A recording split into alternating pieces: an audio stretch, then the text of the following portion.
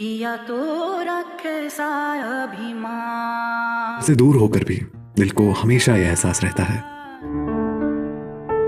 Bhushan jewellers, अनमोल रिश्तों के लिए। जीवन उत्साह न्यूज की आज दिन भर की 10 बड़ी खबरों में आपका स्वागत है। हिमाचल में करोड़ों का घोटाला। करोड़ों की लागत से बना राजधानी शिमला के ठियोग में गर्ल्स हॉस्टल का निर्माण कार्य कराया गया। छात्र कभी रहे नहीं और भवन कमजोर होने की वजह से सरकार हॉस्टल को गिराने जा रही है। अब मामले में 1.81 करोड़ के घोटाले की खबर सामने आ रही है। बता दें कि हॉस्टल गिराने की चर्चा शुरू होने के बाद ही मुख्यमंत्री कार्यालय ने मामले को संज्ञान में लिया और विजिलेंस की दक्षिण रेंज की टीम को जांच की जिम्मेदारी सौंपी गई। कोविड काल में भी दशमेश रोटी बैंक ने घर घर पहुंचाई सेवा। पिछले कई सालों से समाज सेवा में जुटी दशमेश सेवा सोसाइटी ने सिरमौर जिला मुख्यालय नाहन में आज सोसाइटी द्वारा चलाई जा रहे दशमेश रोटी बैंक के तहत जरूरतमंद दर्जनों परिवारों को मुफ्त राशन वितरित किया। कोरोना काल के कठिन समय में दशमेश रोटी बैंक ने 110 जरूरतमंद परिवारों को राशन वितरित की। शराबी पति से झगड़ा कर मायके चली पत्नी। हिमाचल प्रदेश में आत्महत्या के मामलों में लगातार इजाफा देखने को मिल रहा है। वहीं इस मामले के पीछे कहीं ना कहीं नशाखोरी भी इस एक बड़ी वजह मानी जाती है। इसी कड़ी में ताज़ा मामला सूबे के कांगड़ा जिले से सामने आया है, जहां एक शराबी पति ने पहले तो नशे में अपनी पति से झगड़ा कर लिया। इसके बाद जब वह नाराज होकर मायके चली गई तो इधर पति महोदय ने जहर तक निगल लिया। हालांकि वह अपनी इस कोशिश में पूरी तरह से कामयाब नहीं हो सका और उनकी जान बच गई।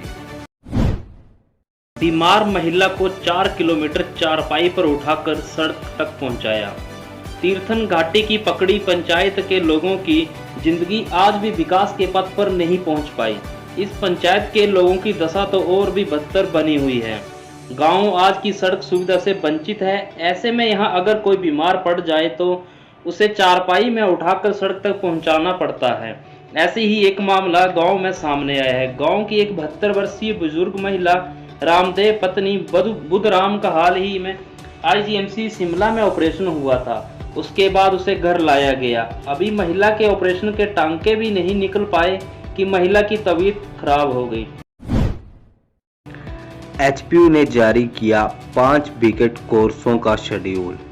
एचपीयू ने यूनिवर्सिटी इंस्टीट्यूट ऑफ टेक्नोलॉजी में दक्षिणी सत्र में 5 बीकेट कोर्स में प्रवेश का शेड्यूल जारी कर दिया है। इसके लिए 15 जून से एडमिशन पोर्टल को खोल दिया गया है। यह प्रक्रिया 15 जून से 10 जुलाई तक चलेगी। सरकार के निर्देशा मुताबिक पहली बार इस 5 कोर्स के आर्थिक रूप से कमजोर वर्ग के छात्रों के लिए 6 सीटें आरक्षित रहेंगी, जो तय 60 सीटों के अलावा होंगी।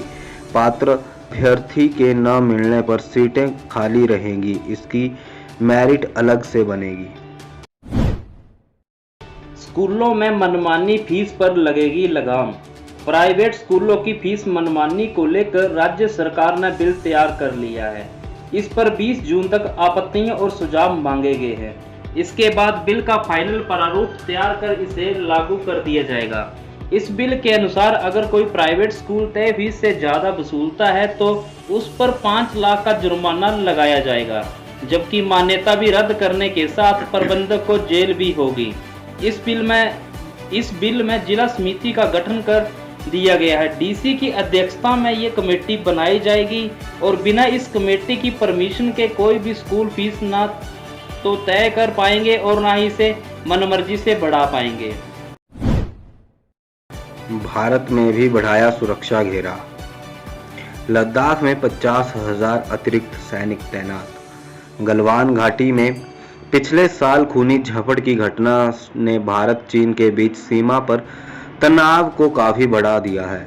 इस घटना के बाद से लद्दाख में जहां भारतीय सेना ने अपनी स्थिति मजबूत की है, वहीं पूर्वोत्तर में भी सैन्य रूप से बेहतर स्थिति में है।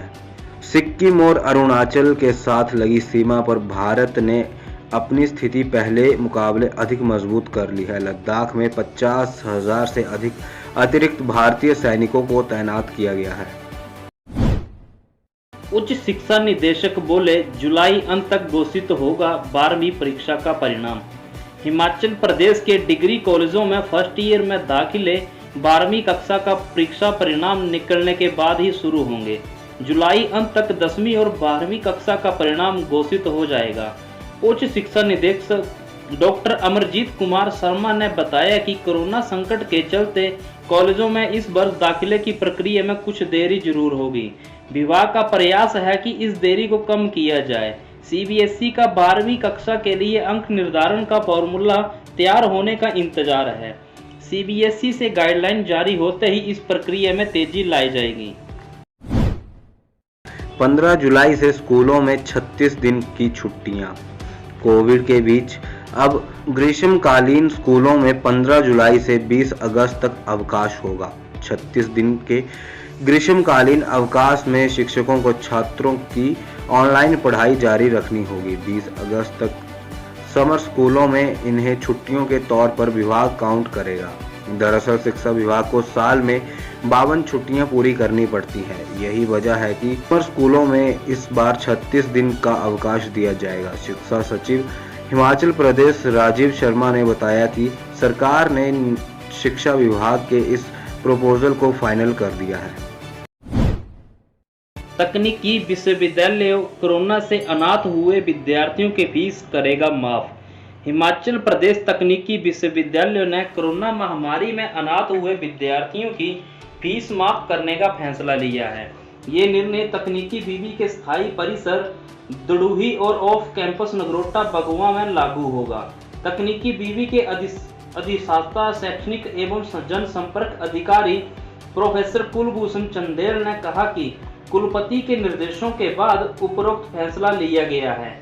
इस महामारी के दौर में जो विद्यार्थी अनाथ हुए हैं उनसे तकनीकी बीवी कोई फीस नहीं लेगा। उन्होंने कहा कि ये व्यवस्था तकनीकी बीवी के स्थायी परिसर और ऑफ कैंपस नगरोटा बगुआ के लिए रहेगी। हेलो दोस्तों, नमस्कार। मेरा नाम रमेश शर्मा है और मैं जीवन उत्साह न्यूज का मुख्य संपादक हूं। पिछले 2 वर्षों में हिमाचल के अलग अलग जिलों में काम करते हुए हम इस चैनल को आगे बढ़ा रहे हैं। अगर आपने हमें चैनल को सब्सक्राइब नहीं किया है तो आप प्लीज सब्सक्राइब कीजिए। मैं आपको विश्वास दिलाता हूं आप निराश नहीं होंगे। भले आप 1 महीना इस चैनल को फॉलो करके देखिए, आपको मिलेंगे यहाँ जागरूकता से जुड़ी हुई वीडियो और आपके परिवार, आपके समाज से जुड़े हुए वीडियो। सर्च कीजिए जीवन उत्साह न्यूज फेसबुक पे और यूट्यूब पे।